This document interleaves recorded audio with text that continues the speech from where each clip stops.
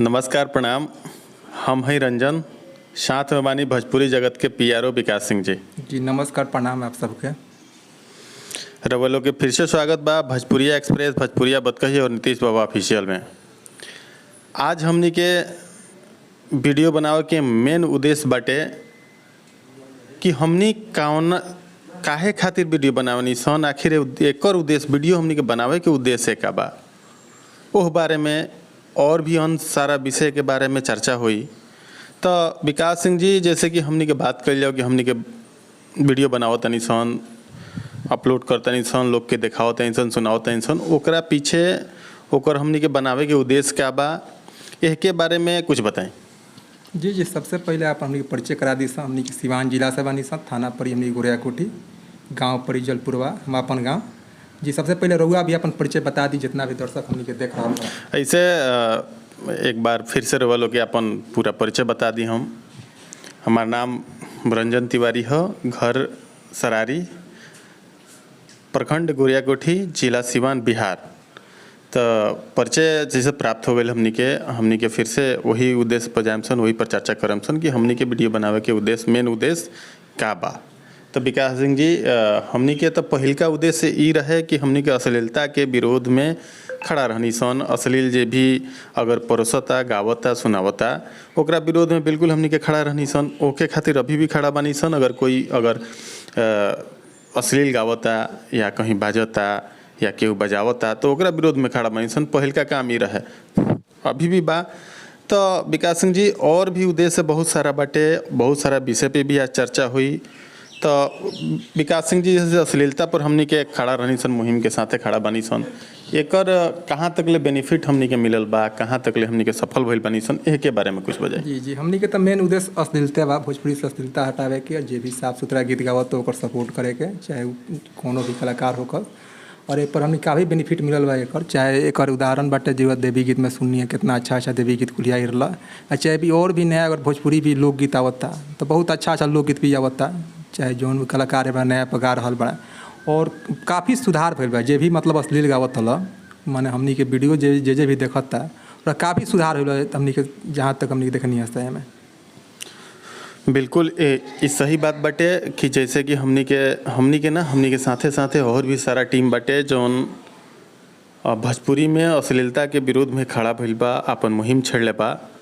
तो वो मुहिम में सारा लोग के लगभग सफलता नजर आवता। काहे से कि अभी जौन फिलहाल हमनी के देवी गीत सुने के मिलल हो, चाहे वो शीर्ष पर बैठल बड़ कलाकार लोग बालो, चाहे छोट कलाकार लोग बालो। कुछ छोट कलाकार गलती कैल हन अब की पारी थोड़ा बहुत, तो ना के बराबर रहा। काहे से कि ना वो कोनो पंडाल में बाजल हो, ना कोनो साउंड सिस्टम में बाजल हो, कहीं भी सुनाई दिहल ना दिहल हो। जौन भी जितना भी साफ सुथरा गाना रहा वह सुनाई दिहल। विकास सिंह जी, जैसे कि रउआ सब हम घूमनी हसन, घूमला के बाद कहीं भी ये दिखाई सुनाई दिहल हमनी के कि जौन साफ सुथरा गाना रहा, जो साफ सुथरा परोसर रहा, ओकरे गाना बाजत रहा। जी कुछ कलाकार लोग भी कहत कि जनता उहे सुने के चाहता। तो जनता भी अब की एगो साबित कर दिल कि हमने जहाँ जहाँ पंडाल में सुननी हस, और अधिकतर तो पुराने गीत सुने के मिलल। हमनी के जितना भी पुराना देवी गीत रही हस, वो बढ़िया देवी गीत सुने के मिलल।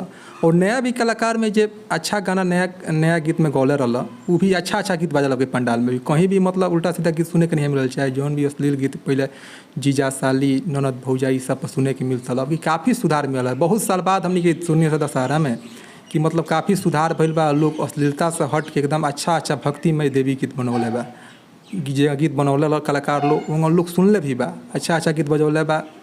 खराब गीत अगर भूल से लाग भी गई बा तो लोग ओरा के हटवा दिले बा, वही लगल। जी बहुत जगह हमने घूमनी हसन तो देखनी हसन कि अगर कहीं कोनो जैसे वो टाइप के गाना पंडाल में साउंड सिस्टम में लाग गई, 1-2 सेकंड चलल, लोग के बुझाइल कि ना ये गाना ठीक नहीं खे, तो गाना के लोग तुरंत जाके बंद करवा के ऑपरेटर से ही कहले बा कि गाना ऐसा का गाना ये पंडाल में ना बाजे के चाहिए। तो बड़ा बढ़िया और सुंदर एगो संदेश बाटे पूरा भोजपुरी खातिर कि इतना बढ़िया लोग सोच रखले बाटे और बढ़िया गाना के ही बढ़ावा देले बा। तो जैसे कि विकास सिंह जी, अगर बात कल जाओ कि जैसे कुछ अब तो नवरात्रि ख़त्म हो गई, नवरात्रि के देवी गीत भी लगभग सब लोग के बढ़िया से बाजल है। एक बाद से सारा लोग के फोकस जितना भी भोजपुरी के कलाकार बड़े अब लोकगीत पे चल गई बाटे, फिर से लोकगीत के तैयारी में लाग गई बा लोग। तो कुछ लोग के पोस्टर भी रिलीज भइल है लोकगीत के। तो बड़ा मतलब पोस्टर से अनुमान ई लगावल जाता है कि साफ़ सुथरा ही गीत अब परसिलो और साफ़ सुथरा ही गीत बाजी। और दूसरा उद्देश्य हमनी के वीडियो बनावे के इहो रहला कि जैसे कुछ पत्रकार जौन की वेब पोर्टल के पत्रकार लोग बालो उ लोग भी कुछ जगह जाके गलत अपन पत्रकारिता पेश करते रहलो ओपे भी हमनी के कुछ वीडियो बनैले बानी सन ओके भी अभी जारी रही ऊपर भी मुहिम हमनी के जारी रही ओकरा जे गलत करी ओकरा विरोध में बिल्कुल हमनी खड़ा रहें सन और बोलेम सन। तो विकास सिंह जी अभी भी कुछ लोग के रवैया ये रह गइल बा कि सही से बोले और बतियावे लूर नहीं खियावत कहीं सवाल करे लूर नहीं खियावत उहो माइक लेके और पत्रकारिता पर एगो बुझी की धब्बा लगावता लोग। पत्रकारिता बड़ा बढ़िया चीज़ हटे देश के चौथा स्तंभ मानल जाला चाहे वो बड़ पत्रकार होकर चाहे छोट पत्रकार होकर रउआ लोग के बड़ा बढ़िया से लोग सुनेला बड़ा बढ़िया से समझे के कोशिश करेला राउर मैसेज तुरंत राउर वीडियो देख के तुरंत लोगों पर विश्वास कर लेला।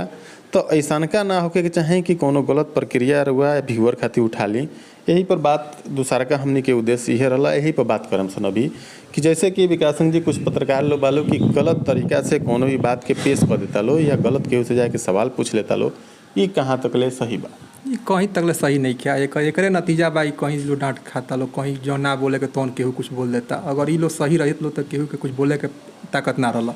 जैसे कि पत्रकारिता एगो मतलब संविधान के एगो चौथा स्तंभ मानल जाला लेकिन वो चीज़ पहले धाबा बालो जो कुछ लोग नया नया वो पोर्टल के पत्रकार बालो सोशल मीडिया पर जो ना करे के तौन कि यहाँ तक लगे लोग तो कॉमेडी तक लागत लोग करे मानते हुए पत्रकार बनी तो जमीनी स्तर पर जौन कहीं कांड भइल अपहरण भइल चोरी भइल चाहे कोनो भी मुद्दा जमीनी तरह से उठाएं लेकिन रउआ चलते कॉमेडी करते रउआ पत्रकारिता के नाम पर माने बहुत गंदा खेल खेलते नहीं कहीं सही नहीं के व्यूज खातिर हुआ कहीं से ना कहीं चल जाए।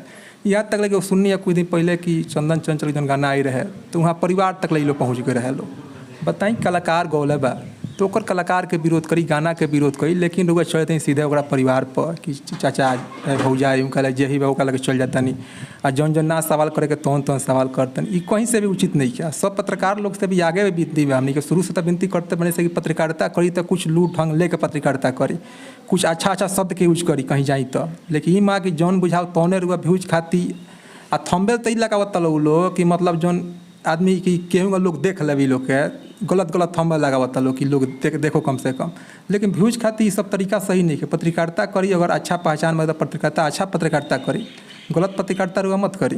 सब लोग से विनती बा जितना ही पत्रकार लोग वालो कि अच्छा से पत्रकारिता करी अच्छा शब्दकोश चुनी जौना से केहू के कुछ बोले के मत पर आगे से जी। जैसे कि फिर से हम दोबारा बात करें विकास सिंह जी की एगो पत्रकार की एगो गरिमा होला वो गरिमा के बिल्कुल रुआ ख्याल रखी वो नइखे रख पावल जात तो माइक लेके मत घूमी और वैसन का पत्रकारिता मत करी कैसे कि बहुत बढ़िया पत्रकार वेब पोर्टल के ही पत्रकार बहुत बढ़िया पत्रकारिता करके और बढ़िया से अपन सारा चीज़ चलावता लोग विश्वास भी करता ऊपर लोग उनका के सुनता जानता रहुओ के तो सुनता ऐसा का नहीं है कुछ सही बात पत्रकार लोग बोलो वो लोग बड़ा बढ़िया से लोग सुनता सब लोग टाइप के नहीं है ना सब पत्रकार वो टाइप के नहीं है। आज भी कुछ पत्रकार बाड़ा जैसे पटना में नाम तो हमने नाल दिहल जाई ठीक बा लेकिन कुछ पत्रकार बाड़े जे अपन वेब पोर्टल से होकर आज पूरा इंडिया में अपन नाम बनौले बड़ा तो कुछ अच्छा कैले बड़ा तब तो पहचान बनौले बड़े लेकिन रउआ उजरा जब कॉमेडी में के गंदा गइलस का गइलस सब काम राउर नहीं है जी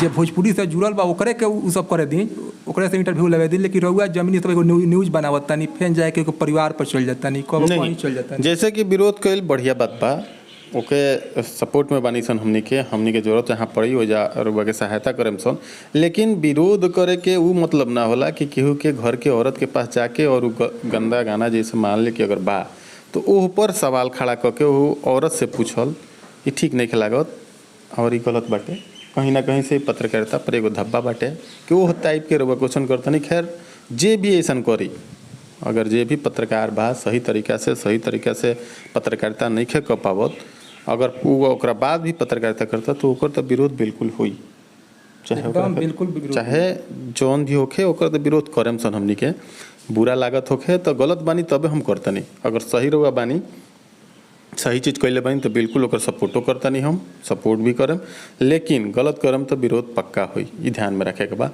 पत्रकारिता के बात हो गई। तीसरा वीडियो बनावे के मेन उद्देश्य इहो बा कि सही चीज़ के रउआ तक पहुँचावल सच्चाई के आईना दिखावल सही चीज़ के रउआ तक पहुँचावल तो हरदम हमनी के प्रयास ई रहल बा, हमनी के पूरा टीम के प्रयास ई रहल बा कि रउआ लोग के लगे जौन सच्चाई बा, जौना भी विषय पर अगर हमनी बात करते हैं सो ओकर सच्चाई हमनी के पूरा जांच पड़ताल करके और रउआ लोग के लगे पहुँचावनी सन, रउआ लोग के लगे पहुँचा के हमनी के दिखावनी सन कि का एमे ए विषय पर सच्चाई का बा। तो इहो एगो मेन उद्देश्य रहेला हमनी के कि हमनी के सच्चाई के आईने दिखाई सन, सच्चाई दिखाई से रउआ लोग के। तो विकास सिंह जी और बात कल जाए कि आगे हमनी के जौन प्लानिंग बाटे इस सारा चीज़ के साथे साथे अगला प्लानिंग का रही रउआ? जी, सबसे पहले तो हम बता दी कि हमनी के जौन यूट्यूब पर वाला वीडियो बनावे नहीं सन, तो हमनी के टीआरपी कमाइल और व्यूज लिहल हमनी के मेन उद्देश्य ना है। हमनी के बाकी समाज में कुछ अच्छा जौन चलते ओकर अच्छा दिखाई सा, समाज में जौन बुरा होता ओकर विरोध करी सा, और अच्छा जे करता ओकर सपोर्ट भी करे के हमनी के मुहिम में बाटे। अच्छा जे भी कैले बा रुआ वीडियो हमने खोल कर देखी लो, जे भी अच्छा कैले बा, चाहे वो पत्रकार होकर चाहे वो भोजपुरी के गायक होकर, और हमनी के मेन भाषा बा भोजपुरी। भोजपुरी से हमनी के जुड़ल बानी सा, खाटी भोजपुरी हमनी के बोले नहीं सा और भोजपुरी से जुड़ल बानी सा। तो भोजपुरी के जहाँ भी अगर केहू बदनाम करी, भोजपुरी के जहाँ भी केहू गंदा करी, वो जहाँ हमनी खड़ा होके सा, वो चाहे केहू कलाकार काहे ना हो, चाहे केहू पत्रकार हो, चाहे केहू नेता ही काहे ना हो, हमनी के जौन ही पत्रकारिता हुई मतलब रउआ लोग के वीडियो देखाएम सा, वो अच्छा वीडियो देखाएम सा, और समाज में जौन अच्छा हो रहा बा हमनी के पेश करेम सा। और आगे हमनी के यह प्लानिंग रही कि देखी समाज में जौन अच्छा हो रहा बा ओरा के हमनी देखाएम सा। और अश्लीलता तो हमनी के जौन मुहिम तो बढ़ले भाई, अश्लीलता भोजपुरी में जौन अश्लीलता बाटे, चाहे जौन कलाकार गा रहा बड़े ऊपर तो हमनी के विरोध जारी रही, ऊपर हमनी के हमेशा विरोध करेम सा, आगे भी कैले ही बानी सा, विरोध जम के हुई। एमे अथी वाला बात नहीं है कि जौन कलाकार कौनो भी कलाकार चाहे जे भी बड़ा से कलाकार के छोटा काहे न हो, सबकर विरोध करम सा। और आगे हमनी के यह प्लानिंग बा कि हमनी के टीम कुछ अच्छा करे, अच्छा हमनी के कुछ रउआ सब के दिखाई से जना से रउआ सब के निमन लागे, और माटी से जुड़ल चीज़ रउआ के दिखाएम से, हमनी के जमीनी स्तर से जौन चीज़ चलता उहे सब दिखाएम से। जैसे कि विकास सिंह जी कहनी है कि जैसे हमनी के भोजपुरी से जुड़ल, माटी से जुड़ल इंसान बानी सन, मनुष्य बानी सन, और यह धरातल पे ये भोजपुरी के मान सम्मान के जे भी गंदा करे के कोशिश करी ओकरा विरोध में बिल्कुल खड़ा रहे सन, बिल्कुल बख्शाइश नहीं है उनका के कहीं से कहीं तक बख्शल ना जाए। चाहे वो भोजपुरी सिंगर होखस, भोजपुरी गायक होखस, भोजपुरी लेखक होखस, आ चाहे पत्रकार होखस, अगर ये चीज़ के अपना तरीका से वो बदनाम करे के चाहिए तो ओकरा विरोध में हमनी के तो मेन उद्देश्य इहे बा कि आखिर तू लोग के जौन बुझाई तौन काहे कर बोलो, सही चीज़ के दिखाई, सही चीज़ के गाई, सही चीज़ के परोसी, सही चीज़ के फिल्माई, तो बिल्कुल रउआ सपोर्ट में बानी सन। जैसे कि हमनी के कुछ दिन पहले बहुत सारा वीडियो भी बनैले बानी सन कि जे सही कैले बा ओकरा के बिल्कुल ओकरा पक्ष में जाके उनका प्रमोशन कैले बानी सन, उनका साथे वीडियो, उनका खातिर वीडियो बनैले बानी सन कि ना ये चीज़ सही बा, अगर सही करता रहे तो ये आदमी के मनोबल के डाउन ना होके के चाहिए। हमनी के चलते, हमनी के सुने वाला जाने वाला के चलते, हमनी के बुझे वाला के चलते वो आदमी के जो बढ़िया करता ओकर मनोबल कबो डाउन ना होके के चाहिए, ये खातिर हमनी के वीडियो भी बनैले बानी सन। तो विकास सिंह जी और बात करें हम जैसे भोजपुरी में ही, भोजपुरी सिंगर में ही बहुत बढ़िया बढ़िया लोग बाटे जे सिंगर भी बाटे, एक्टर भी, एक्टिंग भी करता, फिल्म भी बनाता, लेकिन धरातल पे भी बढ़िया काम करता। वो विषय पे भी बात करें तो जैसे हमने के बात करिए खेसारी लाल यादव जी के, तो खेसारी लाल यादव जी जैसे एगो फिल्म में भी बढ़िया काम करीले, जैसे हीरो हैं तो हीरो के जैसन बढ़िया काम करीले, लेकिन रियल लाइफ में भी वहाँ के हीरो बनी ए पर का कर। जी सही बात बा। जब भी बिहार में कोनो आपदा संकट पड़ेला, वो चाहे बाढ़ की स्थिति होखे, चाहे कोनो परिवार माने आर्थिक स्थिति जुझत होखे, ये पर भी और बिहार में कोनो भी प्रकार के अगर लौके लाई चीज़ उनका खेसारी जी में आगे आवेला और काफ़ी अच्छा वाला लगे आवे के चाहिए, क्या कि पैसा भी तो कमाता लो, पब्लिक के ही देन बा, पैसा के हमार राउर चाहे जे भी देख रहा बा लोग वीडियो चाहे ऑडियो सुन रहा बा, तो मैं कहीं ना कहीं हमनी के भी योगदान बा। तो हमनी के अगर वो लोग कोनो आपदा पड़ता जिसमें कामे आवता लोग, खेसारी लाल जाए जी का है, सब कलाकार लोग से निवेदन बा कि रुआ से काम सब लोग के बीच में रही लोग, जनता के बीच में, और जे भी गरीब स्थिति से जूझता, चाहे आर्थिक संकट होके, चाहे ओकर बाढ़ से प्रभावित होके, चाहे कोनो पढ़ाई से केहू से नहीं हो पावत गरीबी में, ओकरा रुआ काम में आई लोग। बिल्कुल, तो वो बात बाटे कि रउआ लोग के अगर लोग प्यार देता, रउआ लोग के सपोर्ट करता, रउआ लोग के चाहता, रउआ लोग ये ज़मीन से जुड़ल, ये भोजपुरी से जुड़ल, ये माटी से जुड़ल लोग के चलते अगर रउआ शीर्ष पर बैठल बानी, शीर्ष पर बैठ के कुछ बढ़िया से कमातानी रउआ लगे पैसा रुपया हो गइल बाटे, तो अगर रउआ नज़र में या रउआ कान में अइसन का सुनाई देता कि ना भाई वो आदमी अगर परेशानी से जूझता, तो रउआ से जितना हो सकेला, जितना हो सके, जितना सहायता हो सके, जैसे खेसारी जी कहीं कहीं देखे नहीं कि एगो मसीहा बन के उभरे नहीं, वो तो सारा कलाकार अगर सक्षम बा तो ओकरो इस चीज़ पर ध्यान देवे के चाहिए और धरातल से जुड़े के चाहिए और लोग के सपोर्ट सहयोग सब कुछ करे के चाहिए।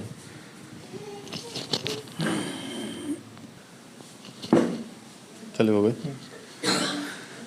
तब विकास सिंह जी हमनी के फिर एगो दूसरा मैटर पे बात कर जाई। दूसरा मैटर के ई रही कि जैसे अभी जो दुगोला के प्रोग्राम होता, कलाकार लोग बालो दुगोला लोग बुलावता, बजवावता, गवावता, लोग सुनता, वो में एगो अलग ट्रेंड, पहले से एगो अलग ट्रेंड एंट्री मरले बाटे दुगोला में। गजब के मतलब कि जे गाना अगर कोनो कोनो म्यूजिक कंपनी से रिलीज होता सिंगर लोग के, वो से बिल्कुल अलग ट्रेंड बाटे। लाइव देखावता लो, अश्लीलता झलकावता लो, अश्लीलता परसता लो वो दुगोला में। तो ओकरा विषय में का कहम रहुआ? जी जी, सबसे बढ़िया सवाल रोकनी है कि आजकल तो सिंगर लोग मानता नहीं कि गावता लो, तो वो तो मानते हैं डीजे आवाज के सीमित रहता, घर परिवार में कमे सुने के मिलता, लेकिन दुगोला लोग करावेला तो द्वारा बैठ के सुने खातिर करावेला। और एगो अलग ही लोग ट्रेंड चला दिला बा लोग। पहले तो मानते नहीं कीर्तन होई तो अच्छा रामायण के प्रसंग दिया ये लोग के, तो रात भर रामायण में बुझे कि बात के कटिंग चली, गीत के कटिंग चली, यहाँ से अच्छा गीत लोग आई, जे भी पुराना कलाकार रहा अपने में, चाहे वो विजेंद्र गिरी भैले, रामाशंकर यादव भैले, चाहे टाइप के जे भी कलाकार रहा भोजपुरी में, जे भी दुगोला के कीर्तन के कलाकार रहा। तो कीर्तन के कलाकार के मतलब होला कि समाज के आईना देखाओ, समाज में अच्छा बात बताओ, रामायण से जुड़ल, महाभारत से जुड़ल, चाहे अच्छा गीत सुनावल। लेकिन आजकल सुने के मिलता है कि मतलब इतना ना लोग अश्लील गावता, अश्लील तो गावल छोड़ दी, इतना ना खराब बात ही लोग बोलता लोग। चाहे आज के कुछ कलाकार लोग के नाम धैल जाओ, तो जैमें अरविंद अभियंता बोले, माने ये लोग मेन थीम बालो, ये लोग कमलवास कुंवर भैले, अजीत हलचा भैले, प्रदुमन परदेसी भैले, वो बूढ़ा ब्यास बड़ा कुछ दिन पहले तो इतना ना हद तक गुजर गया है कि मतलब का कहल जा, कहे में भी हमनी से लगता, इतना ना हद से गुजरल है कि माने चारों बगल थू करता उनका के। आ कहता लो ये लोग कि लोग निमन सुनत नहीं है, रे निमन तो सुनते बा, लेकिन तू निमन गईबा तब न निमन लोग सुनी।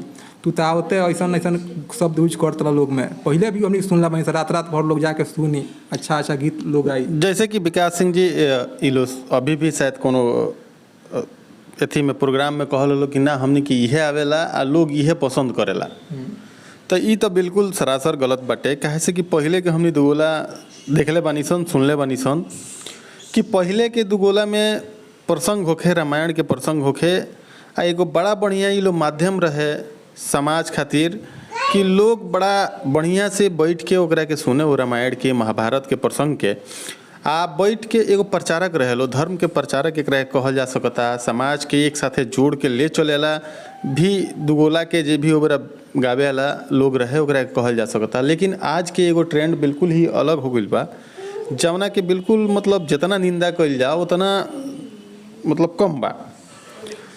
आज डायरेक्ट स्टेज पे, मंच पे खड़ा होके और गाली गलौज कइल, माई बहन के गाली कइल, जहाँ पे पहले के अगर दुगोला होत रहे तो ओहिजा पूरा समाज बैठे, पूरा घर परिवार बैठे, माता बहन सब कोई बैठ के अब पहले के दुगोला वाला लोग के लोग सुने। लेकिन आज के जो ट्रेंड होइल बा कि बिल्कुल वो मंच से भद्दा एक दूसरे के गाली दिहल जाता, ऐसन कुछ बात कहल जाता कि जौन समाज में बुरा प्रभाव पड़ता, उसे जाने सुनने वाला लोग पर बहुत बुरा प्रभाव पड़ता। काहे ना लोग काहे पहले सुनत रहे उतना बढ़िया से, कैसे कहता नहीं रहुआ कि पहले लोग बढ़िया सुने के नहीं चाहत, कैसे? ये बहुत गलत राउर सोच बाटे। ये सोच के हम निंदा करता नहीं कि लोग बढ़िया नहीं सुने के चाहत। रहुआ बढ़िया गाई ना, रहुआ रामायण के प्रसंग कहीं, महाभारत के प्रसंग कहीं, काहे ना लोग सुनी, एकदम बिल्कुल सुनी, और सुने खातिर लोग तैयार बाटे। पहले लोग ना सुनत रहे, लोग घर परिवार के साथे बैठ के रहुए लोग आज 2-4 साल से अश्लीलता परोसे के चालू कैले बानी, अश्लील बात करे के चालू कैले बानी, भद्दा भद्दा बात स्टेज पर बैठ के चालू कैले बानी।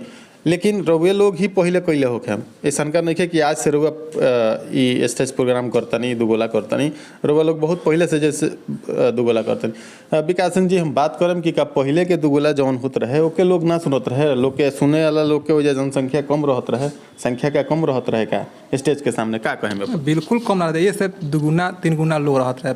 पहले जो जाओ सुने तो रात के जाओ तो सवेरे लौटे, जैसे रात वो इतना ना मतलब वो में अच्छा कुछ बात बतावल जाओ, चाहे रामायण से जुड़ल, महाभारत से जुड़ल, चाहे कोई प्रसंग दिया हो तो क्या अच्छा से वो कलाकार निभाव सके, और बात के कटिंग होके अच्छा सवाल होके सवाल के जवाब दिया, गाना के जवाब दिया, गाना से अच्छा गाना से जवाब दिया। लेकिन ये बड़ा तो गौन ही कहाँ होता है, खाली गाली गलौज होता है, माई बहनों कर माई बहनों करते रहे, उनकर माई बहनों करते रहे, यही पर रात काट लिया था। फीस भी महंगा कैले बा, पहले कम पैसा में कलाकार हैं, अच्छा गीत गई हैं, अच्छा लोग के बात परोसी हैं। लेकिन ये बड़ा तब अब कुछ दिन पहले हमने देखनी है अब एगो अरविंद अभियंता कलाकार हुआ जो एगो नंद कुमार तिवारी जी के स्टेज पर ही बेइज्जती कैले, जो एक समाज सुधारक रखला है भोजपुरी के, मतलब आज जितना भी सुधार हुआ में कहीं ना कहीं विशेष योगदान बा नंद कुमार तिवारी जी के। और उनका के एगो खुलेआम स्टेज पर बेइज्जती कल गई, कहल गल कि हमरा इहे आवेला, हमरा के पब्लिक इहे पसंद करेला। तो पब्लिक बोलावत तर गीत सुने खातिर नु कुछ अच्छा बात सुने खातिर कि गाड़ी करे खातिर पब्लिक बोलावता, तो पर गलत शब्द भी ना बोल रहा है।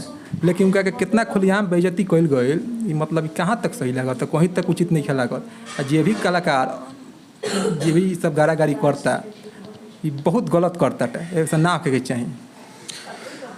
जैसे कि विकास सिंह जी बतनी है कि जैसे मंच पे रउआ गारागारी करतनी, अगर गली आवतनी केहू के कुछ उल्टा सीधा बोलतनी, तो खाली भोजपुरी के जाने सुने वाला लोग ही नहीं के सुनत, रउआ घरों के लोग सुनत होई।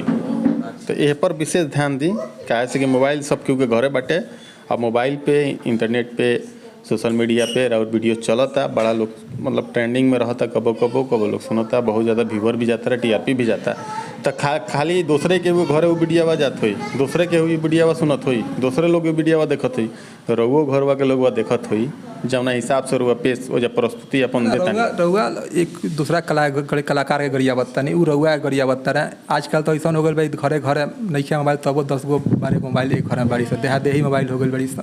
तो रउओ भाई बहन मतारी बाबूजी सुनत हुई, ते में उ लोग के का गलती बा कि उ लोग गाड़ी सुनता लो, उ लोग के तो कोनो में गलती नहीं है, एगो रउआ गलती के चलते उ लोग गाड़ी सुनता लो। और समाज के मने ऐसा रउआ एगो चीज़ देखावता नहीं, खाली गाली गलौज। कुछ अच्छा गीत गाई, कुछ अच्छा गौनई करी जन समाज सुने। पहले भी तो गौनई को अच्छा लोग जाओ, अच्छा लोग बैठ के सुने, माता बहन सब लोग बैठ के सुनो। लेकिन ये बात केहू लाज के हमारे जात नहीं खेल लोग गौनई सुने, का सुनी केहू रात भर तक गाली गलौज होता है। निमन गीत कहाँ होता है आधा घंटा के लोग प्रसंग दिया था, आधा घंटा का समय दिया था कि आधा घंटा में गावे के बाद, तो पूछ जाइए कोई मुश्किल से 5 मिनट प्रसंग में जाता, अब 5 से 7 मिनट गौनई में जाता, बाकी 20 मिनट जब बाँचता हूँ मैं वो मैं गालिए गलौज में खत्म हो जाता है।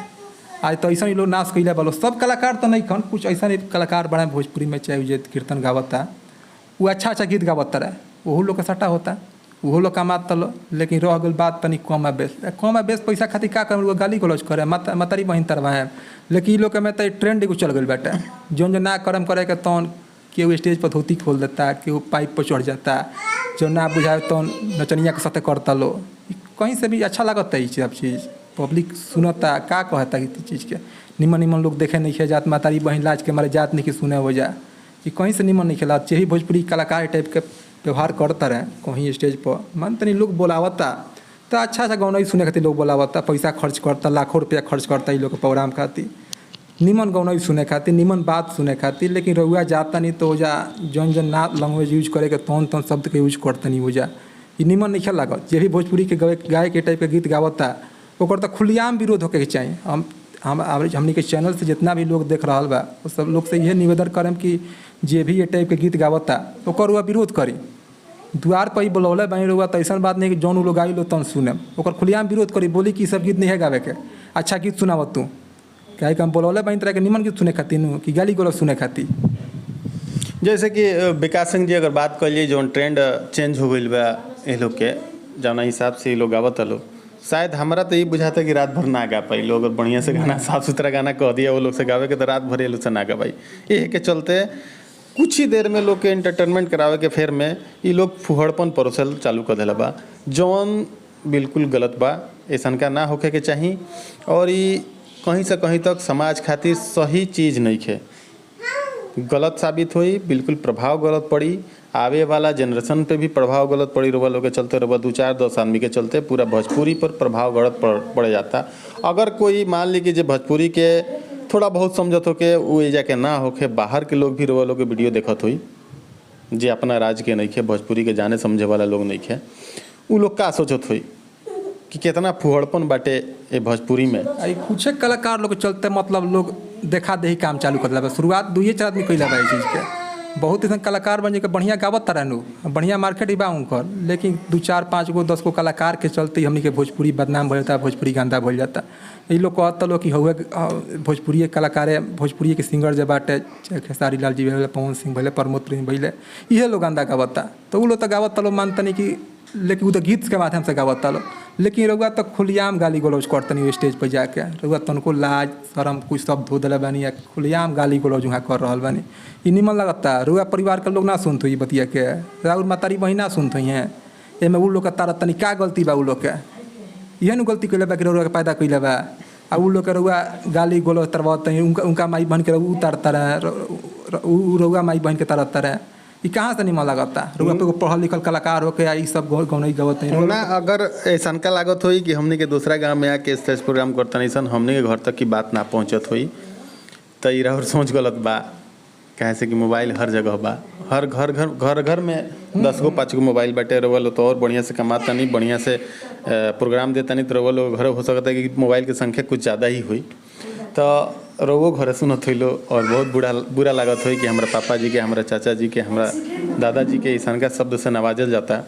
तो वही लोग को बहुत बुरा लागत हुई। पैसा तो सब कोई कमाला, अरे थोड़ा कम बेस कमाए हम लोग महाराज, लेकिन एक बार हेता ना नीचे स्तर मत गिराई लो। अपन खुद के भोजपुरी के मान सम्मान के भी इतना नीचे गिरैला के जरूरत नहीं है। पैसा रुपया खातिर, व्यूअर खातिर, टीआरपी खातिर, चाहे पैसा खातिर, जौन भी हो के जे भी बा, व्यूअर और टीआरपी तो रुआ कमा लेन, लेकिन इज्जत और मान सम्मान समाज में कहाँ से कमाए। जौन रुआ फुहरपन परोसत तनी ई निमन लगता है। ये ना समाज रुआ के निमन, रुआ तो कहत समाज रुआ के हंस देता, ताली बजा रुआ बुझत नहीं खूब हम काम करतनी, लेकिन समाज जाके ये बतियावत 2-4 गो आदमी तो का कहती रुआ के निमन कहती हुई जगह पर क्या रुआ भोजपुरी के आगे बढ़ावत नहीं है। मैं कहीं ना कहीं भोजपुरी के नीचे लेके जाता नहीं। पहले कलाकार ना रहा, पहले कलाकार भी बहुत अच्छा कलाकार रहा, चाहे गायत्री ठाकुर भैले, गौतम तूफान भैले, विजेंद्र गिरी भैले, तपेश्वर चौहान भैले, इहो लोग आई तो लोग बात कटिंग करी लो। हाँ इहो लोग कुछ हल्का फुल्का करी लो, लेकिन इतना फरपन उ लोग ना करता। लोग गाड़ा गाड़ी मात पर्सनली केहू से गाड़ा गाड़ी ना करी लो। लोग गीत गौनई के माध्यम से चली कटिंग चलता लो लोग के, लेकिन इतना गंदा वो लोग ना करी लो। हमनियो पहले प्रोग्राम देखे जाई सा, अच्छा गौनई सुने के मिलत, लेकिन ये बड़ा वो चीज़ कहाँ मिलत है। अगर बहुत घमंड हो गई अपना गवई में कि बड़ा लोग सुनता, हमरा के बड़ा प्यार देता, बड़ा बुकिंग मिलता, तो जो वीडियोवा जौना चैनल के माध्यम से डाला ठुको कमेंटों में जाके थोड़ा बहुत ध्यान दिलो महाराज। हाँ। कुछ तो जरूर डाउन होकर हम लोग रोवा कुछ सीखे के जरूर मिलेगी। कैसे कि आज़ादी अगर केहू के बार लाइव में आके तो केहू नहीं के बोल पावत, केहू नहीं के पहुँच पावत, लेकिन कमेंट में जरूर कुछ ना कुछ अपन सुझाव लोग देत हुई।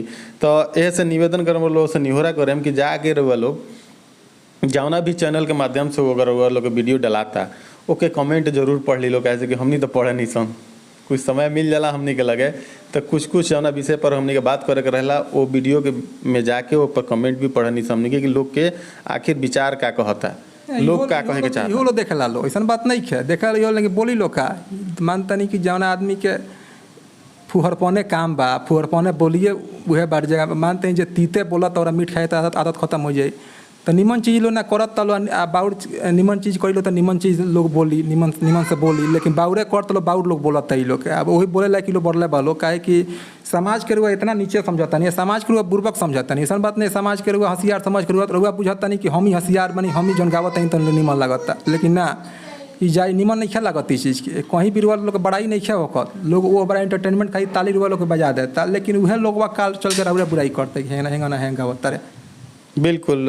तो यह बात पे अभी हम कहनी है कि अगर थोड़ा बहुत गुरूर हो गए लोग, घमंड हो गए लोग अपना गायकी पर, तो वो जौना चैनल से और वीडियो अपलोड होते ही वो चैनल के जाके कमेंट बॉक्स में और कमेंट पढ़ें तो कुछ डाउन हुई मनोबल राहुल।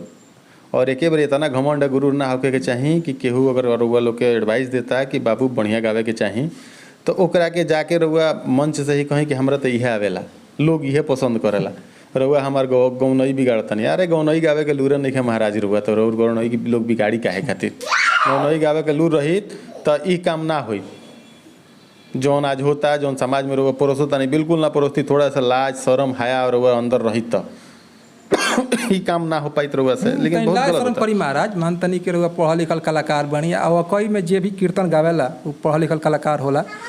और भोजपुरी के जन मेहनी कलाकार बालो उ लोग तो मानते अनपढ़ो बालो तो अपन काम खींचता लो, ऐसे विशेष कोनो गौन नहीं के। लेकिन रउआ लोगन तो एगो प्रसंग गावेनी लोगिन, कीर्तन गावेनी, रामायण गावेनी, रो लोग के बोलावेला लोग रामायण सुने खातिर, और गीत सुने, गीत गौन सुने के नया गीत गौन लोकगीत तो लोग बोला ली खेसारियों के पवन सिंह के चाहे जे भी ये टाइप के लोग गीत गावत। लेकिन रउआ लोग के बोलावेला लोग एथी खातिर प्रसंग सुने खातिर, कुछ अच्छा गीत कट सुने खातिर, गीत के कटिंग सुने खातिर। लेकिन रउआ लोग आके फुहरपन परोसत नहीं लोग, इ निमन लगता समाज में। बिल्कुल फिर से रउआ लोग से निवेदन रही जे भी कीर्तन गावता वो थोड़ा बहुत ध्यान देके और बढ़िया गीत गावे के कोशिश करी। हमनी के तो यह कहम सन और कि रउआ लोग सुधर जाई, बढ़िया रही। समाज गंदा होता रउआ लोग के चलते, आवे वाला पीढ़ी गंदा होता, तो यह से रउआ लोग यह टाइप के गीत और कीर्तन ना गाई। और जौन करतनी जैसे गाली गलौज करतनी ओके सुधार लिया दी। महाराज गौनई बहुत बढ़िया गावेनी लो रउआ लोग, और बहुत बढ़िया कलाकार हैं, लोग चाहेला। लेकिन एके बार इतना ऊपर तक मत चढ़े कि लोग के नज़र से रउआ गिर जाए। तो ई निवेदन रही रउआ लोग से कि रउआ लोग बढ़िया गाना गाई, बढ़िया कीर्तन करी। जहाँ स्टेज पे जाई वो स्टेज के गरिमा के समझी कि रउआ के अगर ओइजा बुलावल गइल बा तो बड़ा प्यार स्नेह और दुलार के हिसाब से बुलावल गइल बा, ना कि ई गलत गावे खातिर बुलावल गइल बा। ई अगर रउआ लोग के बुझाता और रउआ लोग के अहंकार हो गइल बा कि हमार महीना में हम 30 को प्रोग्राम करेनी, तो 30 को प्रोग्राम कब करतनी? जब पब्लिक प्यार करता, सपोर्ट करता रउआ के तब। तो जैसे कि हमने के यह कहे के चाहे हम रउआ लोग से सारा लोग से निवेदन रही, विनती रही कि रउआ गौनई तो बहुत बढ़िया करी ले, बड़ा सुंदर गौनई करी ले। लेकिन जौन सब गौनई करी, लेकिन अहंकार मत ले लगे कि हमारे इतना प्रोग्राम होता है, इतना हमारा साटा होला तो हम खूब बानी, जौन बुझाई तौने बोले में, जौन बुझाई तौने गायम। तो ना, पब्लिक नज़र पर चाहेला, प्यार दुलार करेला तो नज़र पर चाहेला। लेकिन पब्लिक के उतारहू में देर ना लगे। जितना ही पब्लिक देख रहा बा हमनी के वीडियो, तो हमनी के यह उद्देश्य बा कि समाज में वही कलाकार के प्रोग्राम कराई, या जे करावतो बने ओकरा पहले कह दी कि अश्लील नहीं गावे के। जे भी अश्लील गावत तो खुलेआम ओकर विरोध करी, चाहे कोई भी कलाकार काहे ना होके, ओकर विरोध होके के चाही।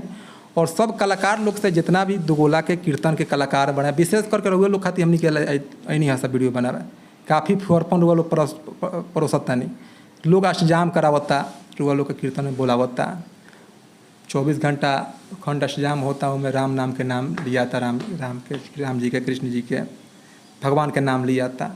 और ओकरा उपरांत रउआ लोग के प्रोग्राम करावल जाता होगा। विशेष प्रोग्राम भी लोग वही में होला, अष्टजाम होला, कीर्तन होला, वही में प्रोग्राम भी लोग करावल जाला। लेकिन वो में जाके 24 घंटा जहाँ भगवान के नाम लिया था, वहाँ जाके रउआ फुहरपन परोसत तनी, जौन जौन गीत ना गावे के तौन तौन गीत गावत तनी। आ मतारी बहन भी हो जा बढ़ता, फिर भी वो लोग के लाज शर्म नहीं लागत। एगो पढ़ल लिखल कलाकार होके, लेकिन वो लोग का अथी बाटे, रुआ केहू इंजीनियर बोलता, केहू कहता हम हई कइले बनी, हऊ कइले बनी, आ समाज में जाए गंदा गीत गावतानी। तो कौ चीज़ के रुआ इंजीनियर बनी, या कौ चीज़ के रुआ कलाकार बनी, कौ चीज़ के बड़ा कलाकार बनी कि रुआ फुहरपन परोसतनी, गाली गलौज करतनी। जब कलाकार का मतलब गीत से जवाब दी ना ओरा के, गीत गई बढ़िया कि पब्लिक बढ़िया कोई सुने। लेकिन रुआ खाली फुहरपन, खाली गाली गलौज, उनकर मतारी बहिन रउआ के रउआ तारतनी, उ राउर तारता रहे, और रउओ घर के लोग सुनत रहे। का कहत रउआ घरवा के लोगवा निमन कहत होई कि हाँ निमन रउआ गीत गावत नहीं। कुछ ना शायद अपन स्तर के बहुत नीचे गिरा चुकल बानी रउआ लोग। लेकिन हम ही तो सुने नहीं, ये देखे नहीं कि रउआ लोग में कलाकारी बा, वाकई कलाकारी कूट कूट के भरल बा। लेकिन जौन ट्रेंड चेंज भइल बाटे, रउआ अपन मनोबल ज़्यादा बढ़ा ले बनी, या वही में बुझतनी कि हम बहुत बढ़िया काम कर लेतनी, बहुत बड़का काम कर लेतनी। तो ये बहुत गलत सोच बाटे। ये हमने के एगो सुझाव रही रउआ खातिर। रउआ कैसे कि कलाकार हैं और बढ़िया कीर्तन गाई ले लो, जितना 2 4 5 10 आदमी बाड़न, सब लोग के ना कहें, कैसे कि सब लोग वो टाइप के तो ना करेला।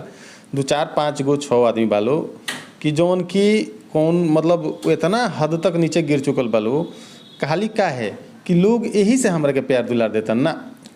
ये सोच गलत बा।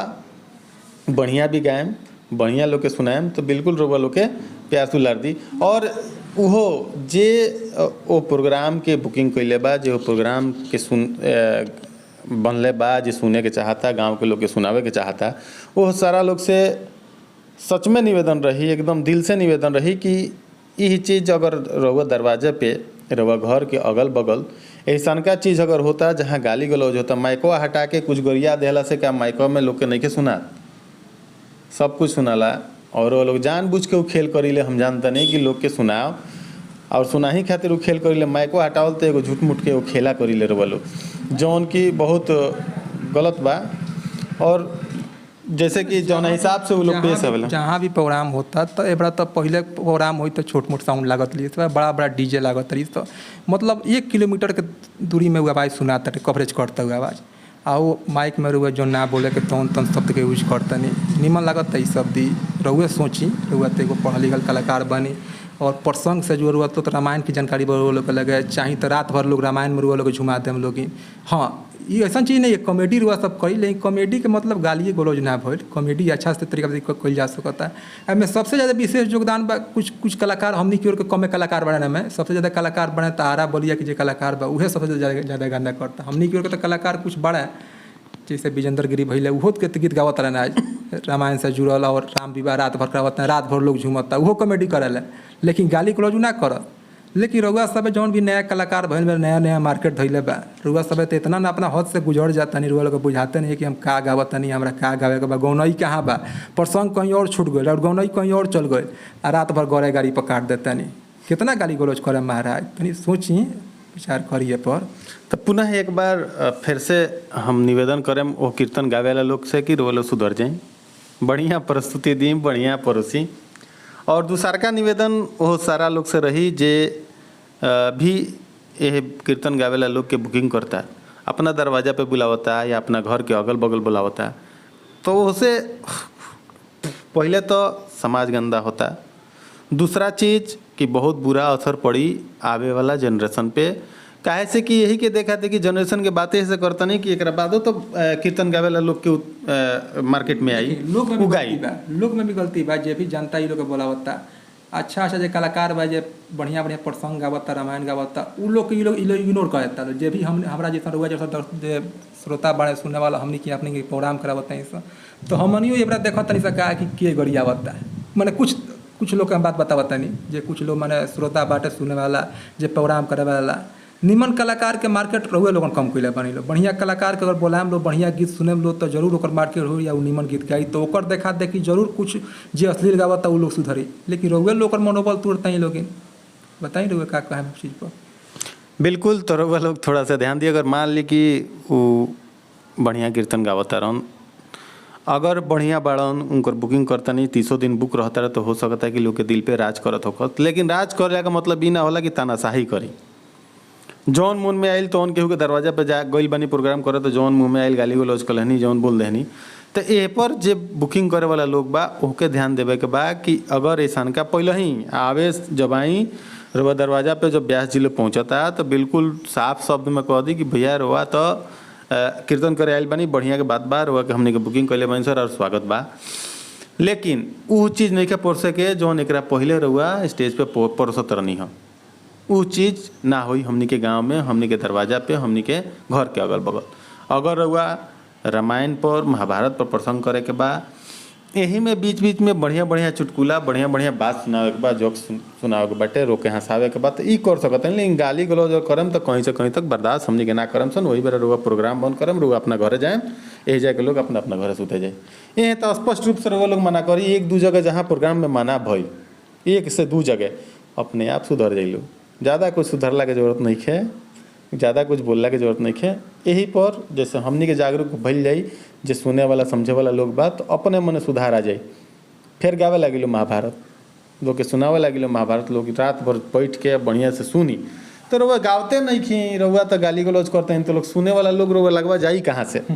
रउआ कहता नहीं कि अभी हम अगर रामायण स्टार्ट कर दें तो ये 2 आदमी चाह पिए वाला लोग ना बाची, रउआ गावते कब गोइल ही कब बनी, रउआ गावत कब बनी, रउआ के जे सुने वाला जाने वाला रामायण के सुने समझे वाला प्यार करे वाला लोग बा उ तो रउआ लगवा अगल बगल ना जाके खड़ा हुई महाराज, रउआ तो गरियावत नहीं, रउआ तो गाली गलौज करता नहीं। एगो कॉमेडी के भी एगो समय होके चाहिए, लेकिन शुरुआत जौन सुमिरन के एगो समय दियाला, शुरुआत में जौन सुमिरन होला जिसमें रामायण से जुड़ल भक्ति गाना के लोग चाहेला कि भक्ति गाना होके, लेकिन रुआ सुमिरने में ऐसा ऐसा बात शब्द के यूज करतनी जो मतलब शुरू में जो निमन लोग रहता तो भाग जाता वजह से क्या जब पहले ही रुआ तभी गीत गावे लागत नहीं तो बिल्कुल। तो जाते जाते फिर से हमनी के यही मैटर पर अभी तो जाए के नहीं है, बहुत सारा बात बा, बहुत सारा बात हुई, बहुत दिल में बात बटे, बहुत दुख दर्द होला। ऐसा का चीज़ देख के जो समाज के गंदा करता ऊपर तो बड़ा दिल बहुत दर्द होला दिल में। लेकिन यह मैटर दुगोला वाला मैटर में फिर से एक बार सारा लोग से निवेदन बा जे बुकिंग करता भाई दरवाजा पे आवते ही ब्यास जी के बिल्कुल मना करी लो रउआ लो निवेदन बा हाथ जोड़ के कि रउआ अगर बढ़िया से गावे के बाद साफ सुथरा गावे के बाद तो रउआ स्टेज पर चढ़ी, स्टेज पर चढ़ के रउआ गाई और स्वागत बा। बिल्कुल मनोबल ऊंचा करे खातिर इस जितना लोग उजा रही उस सबके और मनोबल ऊंचा करी। लेकिन अगर फुहरता गावे के बाद फुहर गावे के बाद गाली गलौच रउआ करे के बाद तो बिल्कुल साइड हो जाइए महाराज, नमस्कार है। यही खातिर कि बड़ा एक बुरा असर पड़े वाला बा समाज पे, बहुत बुरा असर पड़ी। लोग गलत गलत बात सुनी अगर वो लोग के मुंह से तो समाज पे गंदा असर पड़ी जी। तो फिर से बात नहीं कि हमनी के अभी फिर नया मैटर पे अपनी बात करम सर, ठीक बा लोग के बीच में फिर से हमनी के दूसरा मैटर पे बात कर फिर से हमनी के बात करम सन जे भोजपुरी के सुपरस्टार बा, भोजपुरी के शीर्ष पे बैठला वो लोग पर कुछ विशेष चर्चा करम सन। तो विकास सिंह जी हमनी के बात कर जाए जैसे कि भोजपुरी के शीर्ष पर बैठल लोग जे बाटे वो आज के दौर में कुछ बढ़िया बढ़िया गाना देता लो, जौना के ऊपर हमनी के कुछ बात कर जाए, कुछ ऊपर चर्चा कर जाए कि कौन कौन वो गाना बाटे जौन की बढ़िया गाना अभी फिलहाल देवी गीत में, देवी गीत और देवी गीत के बाद भी बढ़िया गाना प्रस्तुत कैले बलो, पेश कैले बलो, परोसले बलो। तो ऊपर का कहे के चाहे विकास सिंह जी जी जैसे हमनी के मुहिम रहा हमनी के भोजपुरी में अच्छा अच्छा गीत आओ जिसमें हम काफ़ी सुधार मिलल बाटे, काफ़ी सारा सुधार मिलल बा। जैसे हमनी के देवियों गीत में सुनी है अच्छा अच्छा गीत भइल बा। और कुछ लोकगीत के बात कल जाओ तो जैसे कि कुछ दिन पहले एगो पवन सिंह गाना आयल जौन कौन लाल घाघरा गाना रहा जौन कि आज भी ट्रेंडिंग नंबर 4 पर चलता है। आज कितना दिन हो गए, आज 3 सप्ताह के बाद भी गाना ट्रेंडिंग नंबर पर 4 पर चलता है। जौन साफ सुथरा गाना रहा, काफ़ी बड़ा लेवल से गाना भइल रहा और वो गाना 50 मिलियन भी क्रॉस कर गई बाटे। सरकार खेसारी जी के भी काले वो गाना रिलीज भइल बाटे जौन की ट्रेंडिंग में चल रहा बा, जौन की बंगाली टाइप में वो गाना बाटे, बंगाली लैंग्वेज में जौन के सब सुनते हैं। बंधु 3 दिन गाना के नाम बाटे जौन की ट्रेंडिंग में चल रहा बाटे। और ये गाना भी सारे गाम्बा कंपनी से रिलीज भइल बाटे और एक काफ़ी मतलब क्या बताइए एक 72 लाख लोग देखला बा ये गाना के 2 दिन में। अब साफ़ सुथरा गाना बा तो देखी साफ़ सुथरा जो गाना होई वो ट्रेंडिंग में अबे करी, लेकिन हाँ ऊपर हुआ काम करी, अच्छा लिरिक्स होके के चाहिए, अच्छा कंपनी से गाना आई और अच्छा मेहनत कर जाइए ऊपर तो ट्रेंडिंग में अबे करी। लेकिन रउआ सोचे कि फुहरपन गा के ट्रेंडिंग में दिया दी तो यूट्यूब स्वीकारे नहीं कर सकत वो चीज़ के, वो ट्रेंडिंग में नहीं आ सकत। अभी भी अगर ट्रेंडिंग में रुआ जाके देखें तो चाहे देवी गीत होके चाहे लोकगीत होके वो साफे सुथरा गाना लोग आवेला ट्रेंडिंग में। ट्रेंडिंग जौन होला तन पूरा भारत में देखो लोग देखेला एकर जौन म्यूजिक सेक्शन में होला और जौन मेन ट्रेंडिंग में गाना चली से पूरा भारत में एकर लोग देखेला। तो बढ़िया गाना गाएम तो ट्रेंडिंग में जाई, बढ़िया व्यूज ली आई, मेहनत कल जाई तो होकबे करी। और वो सोचे कि एक दिन में 8 को 10 गाना हम गा ली, जौन बजाओ तौने गा ली, तो गिनती तो गिना लें लेकिन बढ़िया वो चीज़ के रिस्पॉन्स पब्लिक में नहीं मिल सकता। जी जैसे बात कल जाओ कि हमनी के कि बढ़िया अगर गाना जैसे गिनती गिनावे वाला ठीक बात बाटे कि रउआ कि बहुत सारा गीत गावनी, लेकिन वो बहुत सारा गीत अगर गिनती गिनावे के भी कोशिश करता नहीं रहुआ तो बहुत सारा गीत बढ़िया गीत होके के चाहिए, साफ़ सुथरा गीत होके के चाहिए ताकि समाज ओकरा के बढ़िया से सुनो, बढ़िया से समझो। और अभी जैसे बात भइल हटे कि ट्रेंडिंग में जौन गाना चलता जौन साँचों के साफ़ सुथरा गाना बाटे, एगो खेसारी लाल यादव जी के कुछ बंगला शब्द भी के भी यूज कल गई बा ओकरा के, जैसे कि यहाँ के लोग के नहीं बुझात जे भोजपुरी के साने समझे वाला लोग बटे ओकर नहीं समझ में आवत, फिर भी रउआ के प्यार दुलार मिलता। तो प्यार दुलार मिलला में कहीं ना कहीं से रीज़न जरूर बा कि रउआ के लोग चाहे वाला बाटे।